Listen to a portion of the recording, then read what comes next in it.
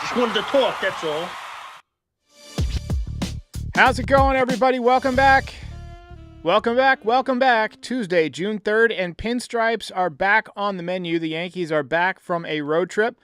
All things considered, the road trip was a success, 6-3, but you lost 2 out of 3 to the defending champion, I hate to say that, LA Dodgers. You did get to Yamamoto in the final game, but the other big loss was Luke Weaver, who is going to be out for 4 to 6 weeks. We'll talk more about him in just a minute. But first, I want to go through tonight's lineup because we do have some guys coming back. So we got Trent Grisham at the top of the lineup tonight hitting leadoff. You'll notice Jason Dominguez still out of the lineup with the thumb injury. Ben Rice batting second. He is your DH tonight. Enjoy it while you can. We don't know how much he's going to get to play when Giancarlo Stanton comes back. A lot of us have been worried about this for a while now. Aaron Judge in right field. He caught fire in L.A., and he has 21 home runs and 50 RBIs, I believe, and he's still hitting almost 400. So monster, another planet kind of season for Aaron Judge. Cody Bellinger playing left field tonight. He needs to get it going. He's kind of cooled off a little bit after his hitting streak. Paul Goldschmidt at first base, Mr. Reliable, Goldie Knox.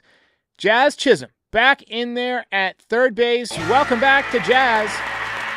You like Jazz? He's in there at third base, which I find interesting because he had played only second base up to this point in the season. And Anthony Volpe at shortstop. J.C. Escarra behind the dish tonight. You get the night off for Austin Wells. DJ LeMahieu in there at second base. He had 4 hits the other day, so maybe he's coming around. And Carlos Rodon, who has been absolutely lights out, will be towing the slab tonight. So Luke Weaver being out 4 to 6 weeks is a huge deal. There's no way to spin it as anything other than a devastating blow. But I am a glass half full kind of guy. So I'm going to look at the bright side. One, it's not an elbow. It's not a forearm. It's not a shoulder or a cranky back. Hamstrings get pulled in baseball, even by pitchers. We saw it happen to Phil Hughes in his second major league start when he was throwing a no-hitter. Part of my book that I'm working on, that I just went down memory lane. But he'll be fine. We've got hamstrings figured out, okay? He'll be getting a mid-season break. He'll probably be back after the All-Star game. He'll probably be selected as an All-Star and then replaced so that, his season can be recognized, but then you can also get somebody else onto the All-Star team. That would be what I would suspect would happen. But the rest of us, we're going to stock up on Tums, because we don't know who's going to be getting the ball in the ninth inning. It could be Devin Williams again. We could be going to Mark Leiter, who's been okay. Could be Fernando Cruz, but I see him as more of a middle relief guy. High leverage, but middle relief. So it's going to be interesting to see what the Yankees decide to do. We got a call about a potential replacement here. Hey there, curious what you think of the Yankees getting Ryan Helsley from the Cardinals. I think the Cardinals are going to be sellers for the trade deadline. I know the Braves are the favorite to land him, but I think he's like the arm that the bullpen really needs. He has a 3 ERA, but he'll be fine. Still fairly mid-season, not mid-season yet. All right, let's take a look at Ryan Helsley. One, I don't think that the Cardinals are going to deal him. I don't think they're going to break it down. I mean, the Cards are 33-26. They're having a good year. They're only 4 games back in the NL Central. If anything, I would think they'll be buyers. Maybe we can get them to take Giancarlo Stanton. Remember they wanted him? But 21 innings, 23 strikeouts. He would certainly be a great fit if he were available, but I strongly suspect he is not available. One thing that does interest me is that you did see some guys get promoted in the minor leagues today. Cam Schlitler got promoted to AAA, and Carlos LaGrange got promoted to AA. And it coincided with this great voicemail that we got. Hey, Derek. I was just wondering, are the recent Yankees minor league promotions related to Luke Weaver's injury? I don't think so, okay, because, one, Cam Schlitler is a starting pitcher. I think it's just a matter of getting him some more reps. He's got a great fastball. He's 6'6", just a big, tall, strong kid, good command. Carlos LaGrange is a guy who throws high-octane gas. This could be interesting. He could be somebody that if he dominates in Double-A the way he pitched in Low-A in terms of strikeout numbers, and I'll pull up his numbers here in the minor leagues. He had 64 strikeouts in 41 and 2/3 innings, and he has been promoted. He's 6'7", 195 pounds, 22 years old. Kind of looks like a gigantic version of Davy Garcia. You guys remember him? Davy Garcia pitched in the 2020 season. But LaGrange, while he's a starting pitcher, he could be somebody that, like Jabba Chamberlain or like some of these other guys that you've seen get to the major leagues as starting pitchers, could pitch out of the bullpen right away. Clayton Beeter was one of those guys. He's a starting pitcher in the minor leagues. He gets to the major leagues, they use him in relief. LaGrange, I wouldn't say it's correlated to the injury to Luke Weaver, but it's something to keep an eye on, because if they need a high leverage, high octane arm, this guy throws 101. 101. So keep an eye on that. All right, let's talk about the pitching matchups. All right, so Tanner Bybee gets the start tonight. He is 4-5 with a 3.86 ERA. He beat the Yankees earlier this year. He went 6 innings and gave up 2 runs. Carlos Rodon, though, has been a beast, a monster, otherworldly, some ancient astronaut theorists might say. Carlos Rodon is 7-3 with a 2.60 ERA. He has completely turned the corner. He has completely won me over. I know he's completely won a lot of Yankees fans over, not just with the way he's been pitching, but the resilience, the change in attitude, the decision to get in shape, and to be the guy that the Yankees thought, quite frankly, they were paying $161 million to. He has become an absolute beast, and I am excited to see him pitch in the pinstripes tonight. Luis Ortiz on the mound tomorrow for the Guardians. 2-6, 4.40 ERA versus Clark Schmidt, coming off of 6 shutout innings against the Angels. Clark Schmidt is 2-2 with a 3.95 ERA. And then in Game 3, Slade Ciccone, 1-1 with a 5.28 ERA versus Max Fried, who just took his first L as a Yankee against the Dodgers the other night. So, hey, I like our chances to win at least 2 out of 3 here, although, even though it appears that we have the pitching matchups in our favor, it doesn't always work that way, So I thought we had the pitching matchups against LA, too. All right, let's talk about who's hot, who's not. Is it just me, or has Aaron Judge just been a permanent staple in the who's hot category all year long? Over the last 10 games, his average actually is more normal. It's 333, but 5 home runs in that time frame and 6 RBIs, 10 runs scored. So he's averaging a run scored per game. We got a call. This is from Steve, who wants to talk a little Aaron Judge. Yeah, hi, Derek. Steve calling from Maine. Got a question for you regarding your who you give the belts to each night after each win. I don't understand. If Judge is such a great clutch hitter, and I contend he is not, why has he only got 4 belts? I mean, doesn't the belt represent the player who most had the greatest influence on the game? I love Aaron Judge. He's a great player, but he hasn't learned to relax in important situations. Sorry, man. Just a bit outside. Just a bit outside. So just going back to the inception of the belt, we do have stats here. Now, he may not be leading the team in belt wins this year, but all time, we think of Giancarlo Stanton as Mr. Clutch. Giancarlo Stanton has 23 belts. Aaron Judge has 50. And Aaron Judge is in first place. Giancarlo is in second. Garrett Cole is third. Juan Soto is fourth. This is all time. Carlos Rodon is fifth with 16. I mean, Judge has 50. 50. That's more than twice as many as the number 2 guy. So I think if we're relying on the super scientific status and study on who Derek gives the belt to, I think for sure Aaron Judge is clutch. Wow, what a bad call.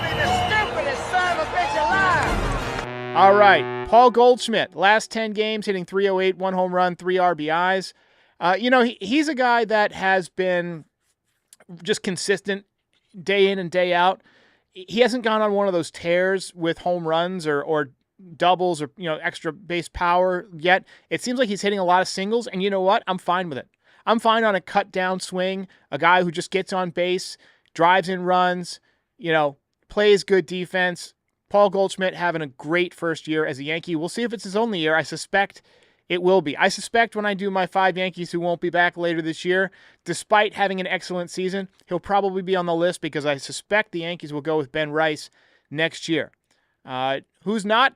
Trent Grisham, last 10 games hitting .205. He did hit the home run in L.A., just 4 RBIs. And Cody Bellinger, after his hot stretch, is down to .229 in the last 10 games with 1 home run and 4 RBIs. So that's who's hot, who's not. Let's talk a little bit about our predictions, shall we?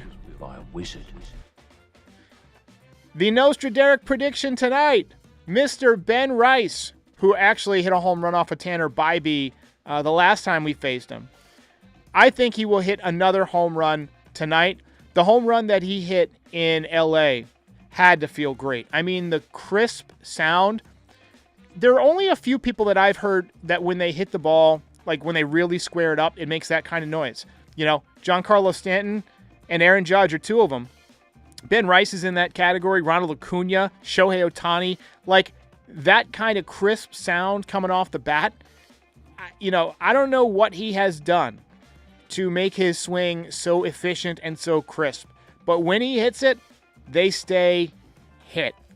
We got a comment here. David Paez says, people who say Judge is not clutch because he struggles in the postseason don't realize we would miss out on the postseason almost yearly if he got replaced by a league average player. 100%.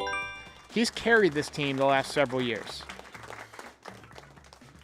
The Yankee guy says, wow, good thing that we have Mark Leiter and Devin Williams to close games for us. Ouch. Hey, I think we'll be okay. Hey, quick word from the guys at Foul Territory about Roback, and then back with your reactions, and we got 1 or 2 more calls. The weather is warming up, and with that being said, you need to check out what Roback is bringing to the table. If you're a golfer, especially, and you're looking for golf shirts that just have the perfect style and also are soft, they're lightweight, and perfect for the summertime, Roback is the spot.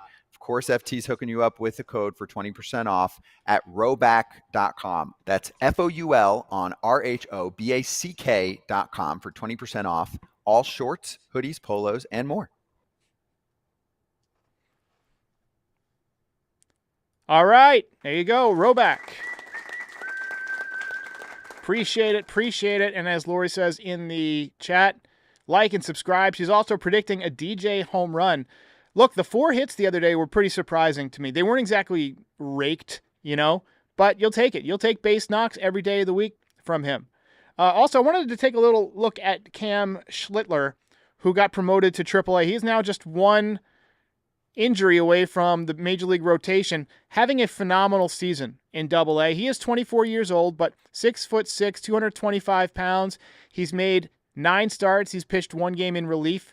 4-5 record, but with a 2.38 ERA, so not a lot of run support. Look at the strikeouts. 64 strikeouts in 53 1/3 innings. 1.21 whip. Let's go ahead and take a look at his game logs if they have them. Yep. So you can see his last time out, he went 5 shutty.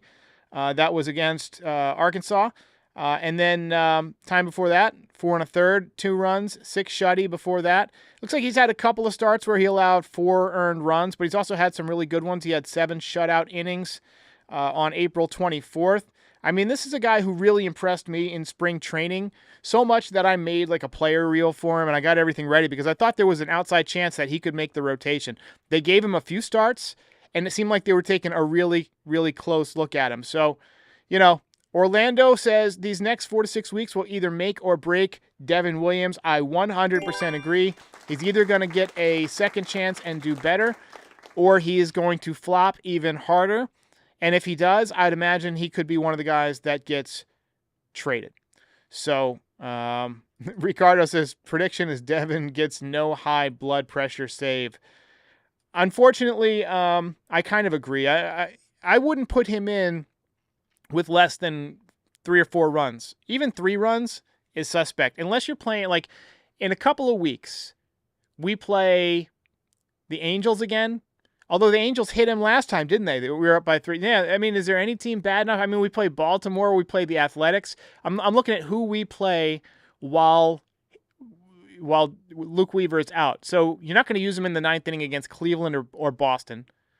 Maybe KC, probably not. LA, I mean, I'd have a tough time trusting him after that last performance. Baltimore, maybe they're bad. Cincinnati, they're no good. The Athletics, maybe. You might see him get a couple of low leverage spots. They're probably circling the calendar right now for days where they could slot him in the 9th inning.